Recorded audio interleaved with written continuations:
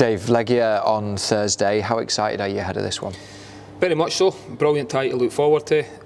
It's the final obstacle before we know what we set out to do at the start of the season, which was whatever way that looked like. Can we get into European group stage football? And we've got a real tough test, but one that the players need to all look forward to.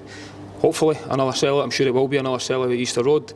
And that feel-good factor around the club, and everyone's in a real good place at the minute and should be looking forward to the game. Yeah, home tie obviously up first, a change in kind of the dynamics that we've had in European competition so far. How does that change things? Well, it's slightly different, as you say, because we went away twice previously, but I don't think it really changes much in terms of, well, clearly you want to try and take a lead when you go away and things like that, but I think football isn't quite as straightforward as that. There's a lot of football to be played in the tie.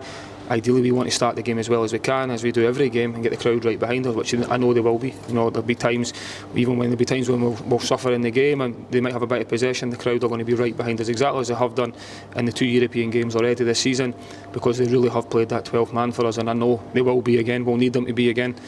But it's a brilliant time to be a Hibs player, it's a brilliant time to be a Hibs fan, so everybody should be, as I've just said, they're really looking forward to the game. A real tough test ahead of us, but as I've just said, there's no distractions in between either, so we can really focus on, a brilliant tie.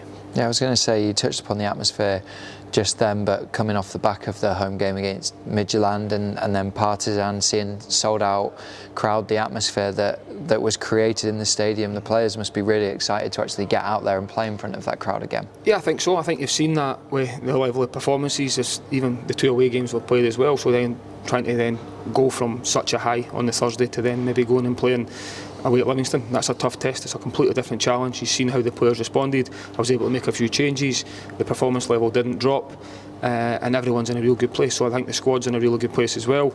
Everybody's fit and available other than Joe Newell, which is another real plus, that I've got such a strong squad available to select, which makes it my job harder, trying to select the team to give us the best chance to win the game. But that'll be the case going into the game tomorrow night. It is played over 2 legs clearly, but I try and go into every game to try and win, and there'll be no difference tomorrow. But the mindset of the players is obviously there's a lot of football to be played in the tie. Yeah, you touched upon the team news there, obviously Joe Newell being unavailable. How's Jamie McGrath looking?